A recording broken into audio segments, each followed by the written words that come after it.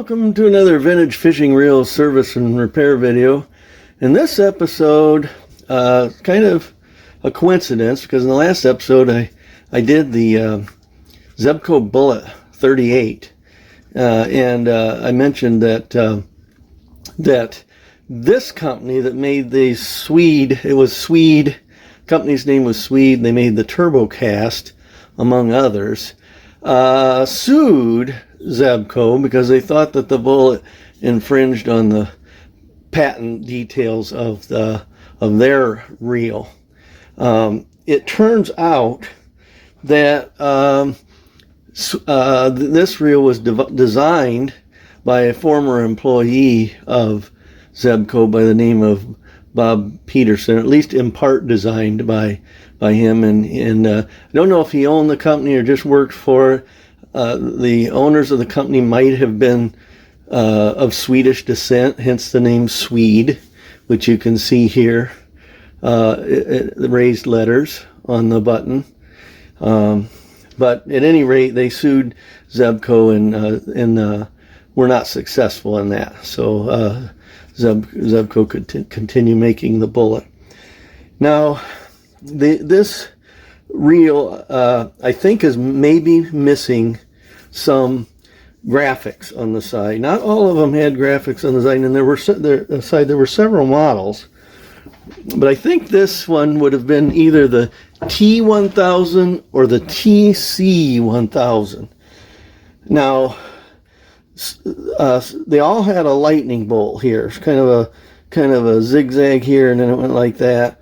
And then right here, if it was strictly a Swede reel, it would say, I think it said Turbocast right here, and then in smaller letters above it, it said T1000.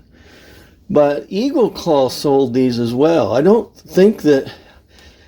know that Eagle Claw actually bought the Swede company out, because even on the ones that were marked Eagle Claw, they still had this Swede made in USA on the button.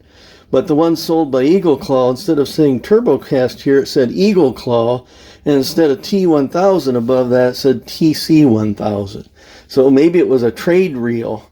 Maybe Swede made a reel that Eagle Claw also sold. Now this one, when I bought it, I got it for $7, and it came on a rod, and the rod that it was on was an Eagle Claw. But if there were graphics here, they're gone. There would have been another lightning bolt here, I think. So I don't know if this was if that rod was part of a combo and this was an Eagle Claw sold Swede 1000 or not, or whether there was anything there at all. I don't know. I just don't know. But there were other models of this. There was a Swede 2000, which was opaque black, and then there was a Swede 2958 called the White Lightning, which was opaque white. And these 1000s were transparent. I think you can see in there. I'll get a flashlight later and shine it through, but I think you can see this is transparent. And this had been stored outside for a long time. It looks blue to me, and there's some online that also look blue to me. So I think there may have been an actual blue version where it's not just a green one that's faded, but actually blue. But there definitely was a much more definite green one, and I think there was also a red one. And they kind of look like kids' toys and so on, but apparently they're really good reels despite kind of the transparent looking toyish look of these. But I think it's kind of cool. So at any rate, I think these were, I don't know if they were made simultaneously in Kansas and Oklahoma, but they either started out being made in Kansas, or certain parts were made in Kansas, and then others parts were made in Oklahoma, or they moved to Oklahoma. But Kansas and Oklahoma are part of the manufacturing history of these things based on what I've been able to find out. So that's pretty much all I know about them. I think they're post 1985. I think they're mid to late 80s and maybe beyond, but I think they started being made in the mid to late 80s. Again, this one's been setting out. You can you really dare not turn the handle for fear of breaking something, because it's just really locked up. The button is locked up, and I'm hoping this one isn't a failed rescue attempt. Hopefully the corrosion isn't such that it's damaged the metal or anything. Hopefully it's just dried grease. But we'll go ahead and see what this one's all about as a great follow-up to the Zebco bullet. We'll see what a flashlight does. Whoa, what's going on there? So I guess, so it's not shining a flashlight through, you can see the transparent nature of it, and how it really does seem to be a blue color, but it's possible that blue is just faded green. But they need to have a little LED light in there for night fishing. That'd be kind of cool. But apparently these things aren't particularly common. So I don't know if it's extremely rare or not, but they're not something you see every day. All right, we're going to start by removing the cover, and I assume this is going to be somewhat similar to the bullet. So I'm going to try a counterclockwise turn, and then, okay, then pull it off there. And one thing I noticed right away that's pretty interesting is that the cover is really thick plastic. It's almost like a two-layered plastic. There's an inner layer and an outer layer, so it's thick like a Zebco bullet, but it doesn't have this sort of platform up in here. But rather than having the soft part of the line stop or line brake on the spinner head, it's got rubber up in the cap, up in there.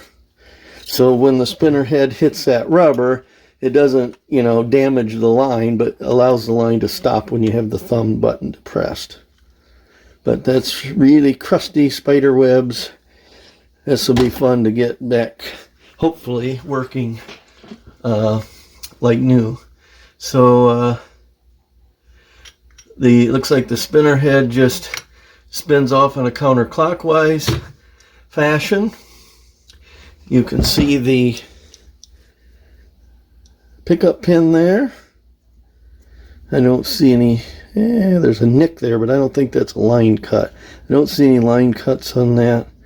I don't see any damage to the pin, so that's good. That can go in the parts tray.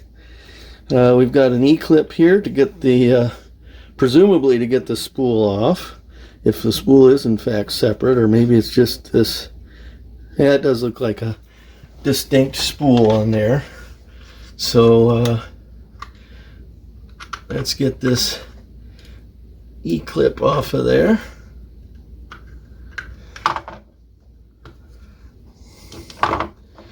And everything's so tight on this, I kind of want to make sure that the drag is backed off before we start monkeying around with the spool. And it does look like the drag screw is disengaged from this, so I think we're safe in having the drag turned all the way off. And off comes the spool. Plenty of grease in there, and hopefully that's just old nasty grease that's got this thing so bound up. But let's get the line off of that nasty line off the spool. There. Now it does have this plastic thing here, presumably, that sort of acts like a drag ring of some sort. There was nothing on the underside, just some features here for what presumably is a drag clicker. So those can go in the parts tray. And interestingly, there does not appear to be any drag washers in here, unless somebody's been in here monkeying around and lost them or something. But it may be that it just relies on this pressure plate and that plastic washer on top of the spool for resistance for drag. I don't know. All right, where do we go from here? I'm guessing the best. It is interestingly similar to the bullet in that you do have to remove screws, so that the back cover is attached to the main frame, if you will, by screws. So that is similar to a bullet. So let's get that off of there. Again, these could be really rusty, so I'm going to try to be easy with these. Might have to take some of these screw heads out to the wire wheel and get that rust cleaned off of them without shooting them across the workshop.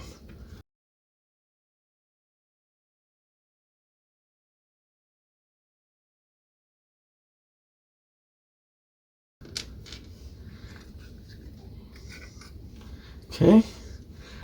Now, interestingly, this button is going to be careful with that.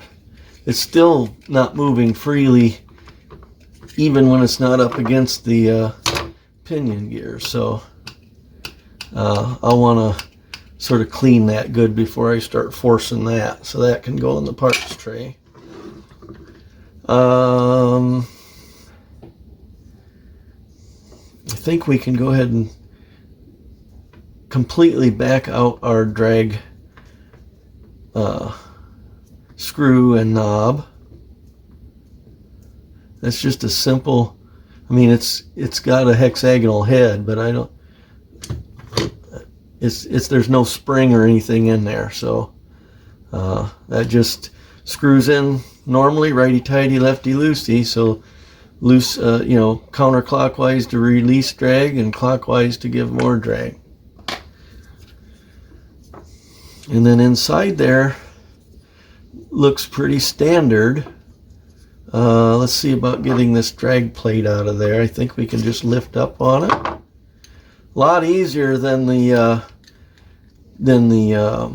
bullet, because that on the bullet there was sort of a fork here and it had to slip into a notch on the drag screw, but this one just slips into a slot in the housing and down like that, and pressure is applied at that tab there that slips through the housing. So that was heavily greased in there. I don't know if it's factory grease.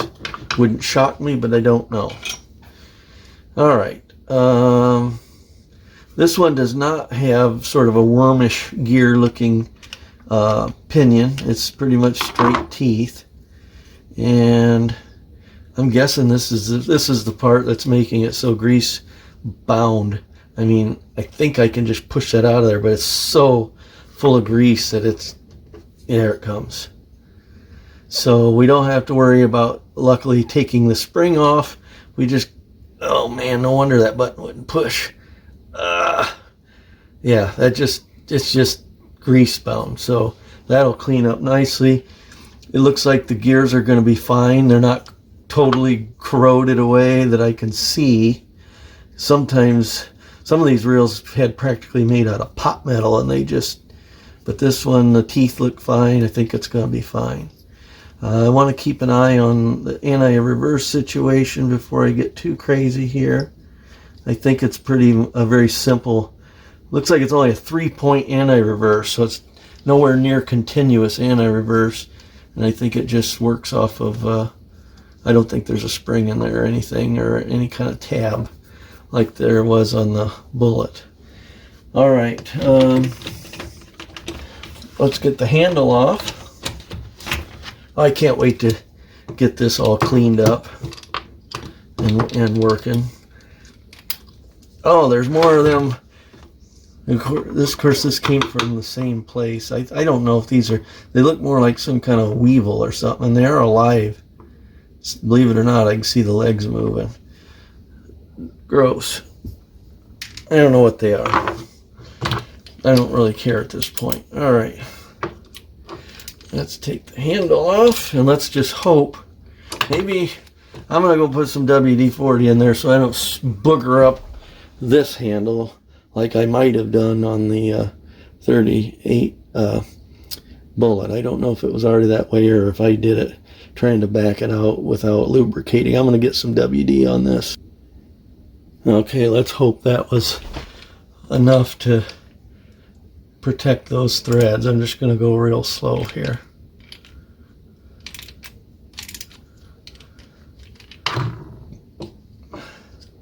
Okay, good. Threads are fine.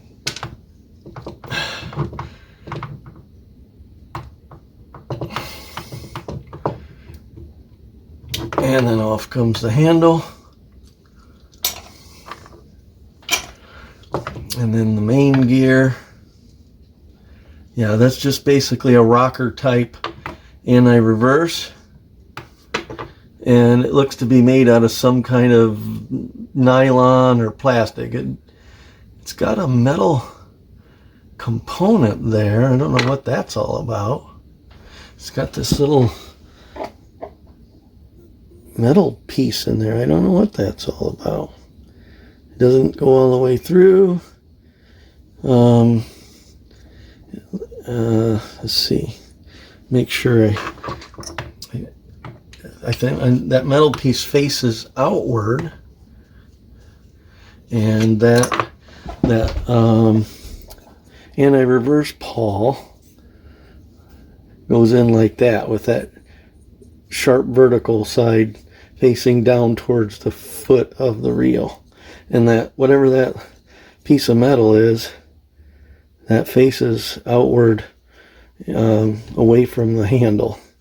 There's all kinds of bugs and nasty in there. There's another one of them weevil type, whatever they are. Alright, so there's the main gear, and that is all there is to tear down of the Swede. It's either a T1000 or TC1000, but it's a Model 1000. So I'm going to take all these parts now. For those of you that regularly follow up on the channel, you know what I'm going to say, but in case somebody's just peeping in for this reel, these go to the sink. They're thoroughly scrubbed. Oftentimes the really greasy parts get soaked in WD-40 and then scrubbed with a toothbrush, then Dawn dishwashing soap to get all the WD-40 and other scrud off there. Making sure to get cotton swabs down into the holes, journals, whatever you want to call them. Good scrubbing, good drying, and I'll be back just like that. Alright, let's get the parts spread out here. Now it turns out that this cap is made of two separate pieces of plastic. So there's a clear inner piece and then this blue outer piece. And I really wanted to get that inner piece out of there because water and of course dirt can get up in between the two pieces of plastic. Now it will drain out, but it can leave spots and stains and stuff, and I kind of wanted to get in there, but I looked and looked, and I think this just sort of slips in and snaps in rather than twisting and pulling or anything like that, and I just did not want to risk breaking it because it's not terribly dirty inside. I did rinse it with soapy water, and then I shook it out, and then I put alcohol down in there to hopefully get rid of any potential water spots and that kind of thing. So that's the story on that. The button here is pretty tight. I think it's just part of the way that the plastic is cast. It moves. It's pretty tight in there, but it is moving. I put WD-40 down in there, and I'm going to lubricate that with some oil. Go ahead and do that right now.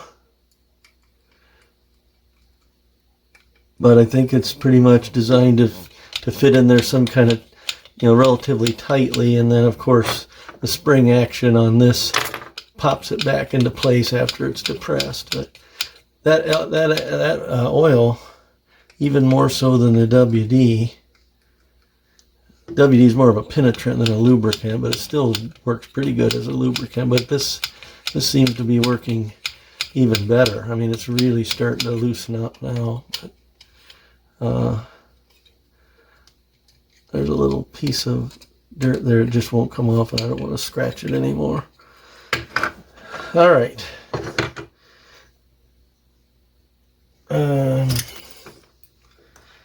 The grease was just really bad. I don't know if that was factory grease that just got old and bad, or if somebody had serviced it at one point and maybe didn't use regular real grease or what. But I mean, it was, even the wire brush wasn't taking it off very easily. And there's still some caked on this anti-reverse that you basically just have to scrape off.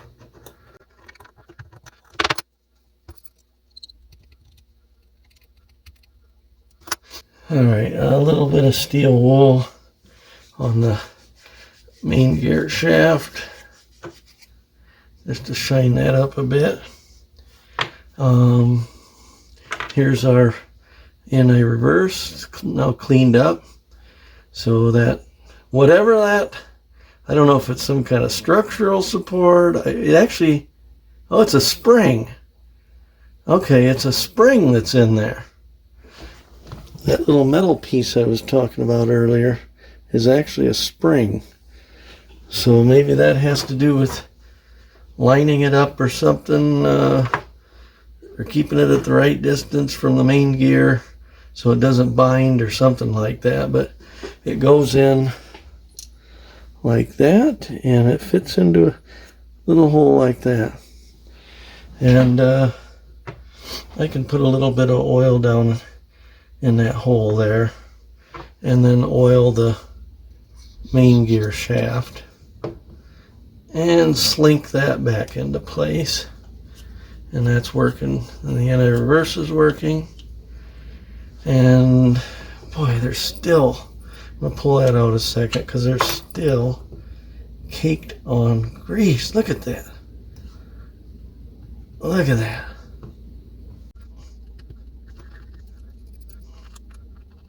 All right. I don't see a reason why we can't put the handle on at this point, just to hold that into place.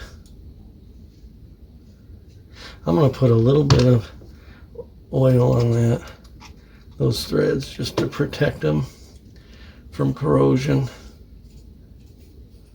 This is a locking nut, so, and presumably I don't have that cross-threaded on there.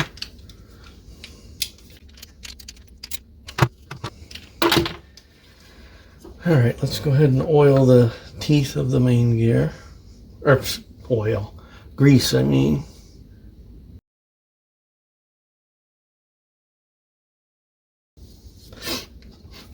Real grease, authentic real grease. It's real. And then we can pack the teeth in the pinion gear and oil this shaft here good. And then I even like to get it down in there. I know it'll probably work its way, but that was really bound up. And then oil the axle shaft, pinion gear shaft, whatever you want to call it. Stick that down into place, mesh those gears, and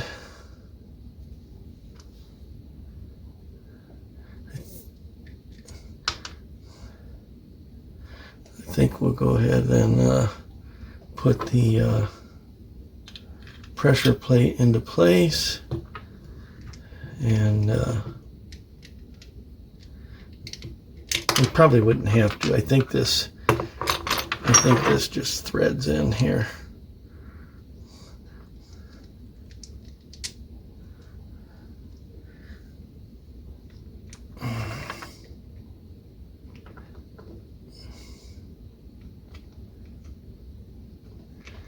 If you kind of pull up on that knob till it gets in that hexagonal hole, then you can turn it in.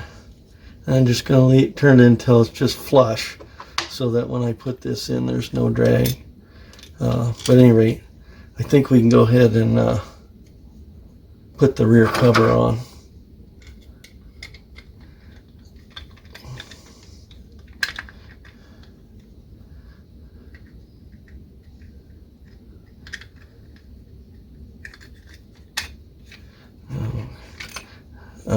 I guess I should probably put a little grease on the tip of this thing to lubricate where the button contacts.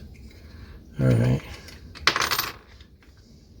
All right. Now I did went out to the workshop and ran these rusty screw heads into the wire wheel hopefully it will be treated a little better than it has been, and hopefully won't be getting rusty again.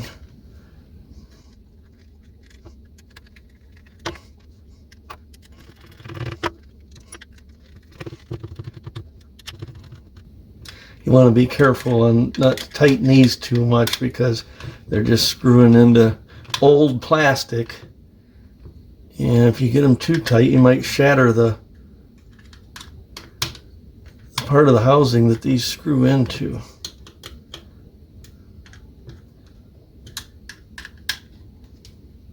See, this one's going in hard. It's not even flush yet, so I have to go a little further with that one. There. Before I forget, while I'm here, I'm going to just lubricate these handle knobs.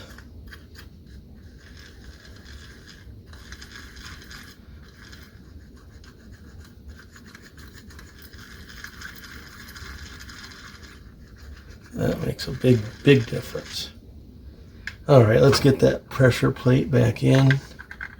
Just goes in like that, so that rounded end goes in through the housing there and meets up with the drag screw, and then the other end just rests in there like that.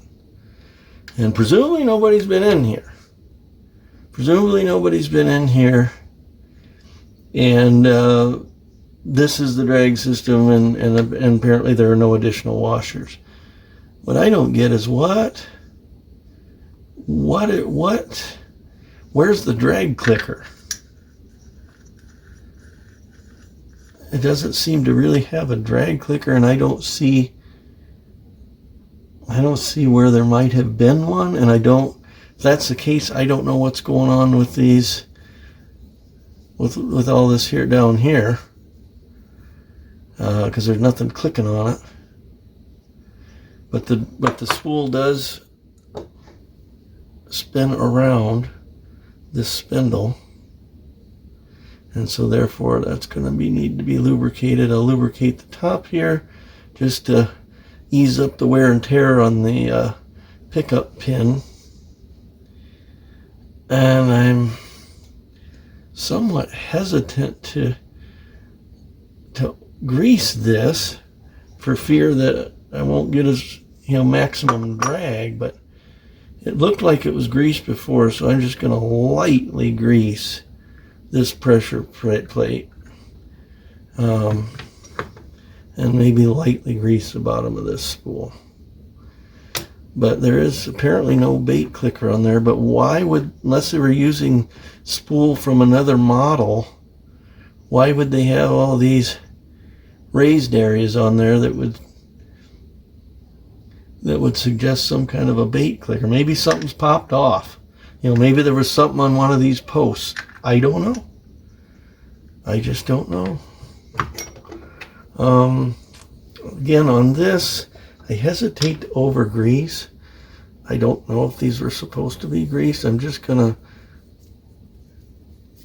give it a light coat with my fingers, no gobs. And this is actually eared. It's very slightly eared. I don't know if you can see that. There are 1, 2, 3 ears.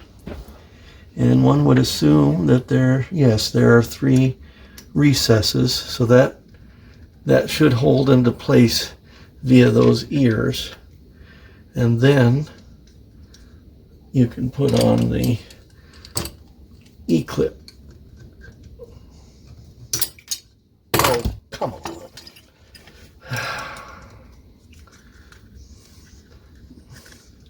Just do it with my fingers. Now we can lubricate not only the pivot point, but also there's actually a hollow underneath there that might be for lubrication retention, like reservoir, but there's a little hollow underneath the that nylon of the pickup pin, but just where that rides against the spinner head. Just oil that so that it moves freely. And then spin that back on there. As indicated earlier, the soft part of the line stop or line break or whatever you want to call it is up into the cover.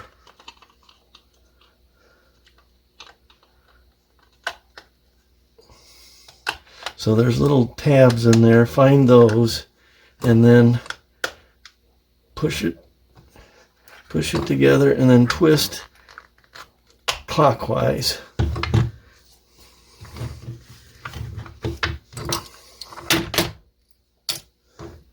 And boy, did that ever clean up nicely. Wait a minute, what's going on? Okay, here we go. What's going on? Neat thing about this one is you don't have to have the cover off to see if the pickup pin is going in and out because it's transparent. So there you can see the pickup pin, and if I push the button, it goes in, comes back out. Button's working great. You can see, so this is a really great demonstration of how a line stop works. So you can see that the spinner head is disengaged from this rubber ring, and then when I push that in, it's pushing the line up against the rubber, and of course rubber being soft, probably not going to damage your line much or pinch it. And so when you press the button, the line starts to release. Obviously you keep that pressed in, and then when you cast, you let out the button, and then that lets the line fly. But the plastic isn't in bad shape. I thought I might want to go over this with rubbing compound and polish, but it really looks pretty good just as it is. Where's my, look at that.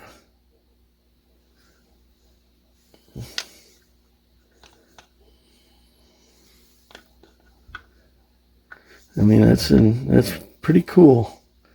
I don't know if that light looks like it's flashing on the video, but it looks like it's flashing in my view, but it's not when I look at it with my normal eyes. So I must have to do something with the refresh rate of the video, but pretty cool.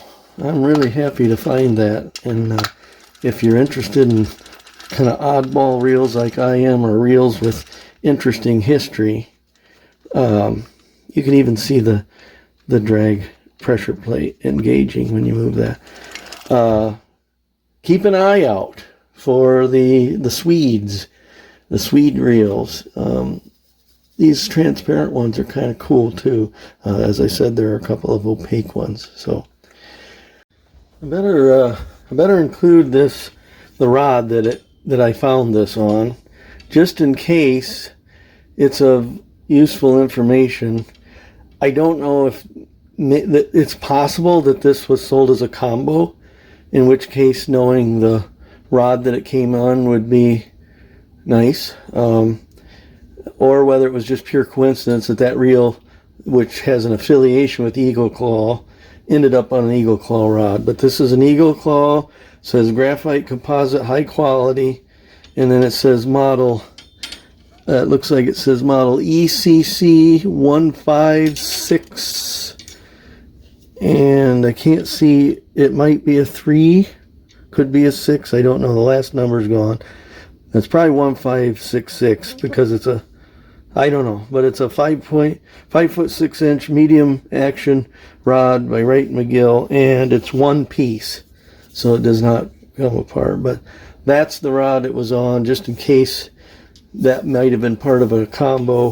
You'll know what rod they were selling it with, and it might be a clue. If this rod did come with it, it might be a clue that this is an Eagle Claw distributed Swede TC1000. There you have what is either a regular old Swede or a Swede sold by Eagle Claw. either a T1000 or TC1000, but basically the same thing.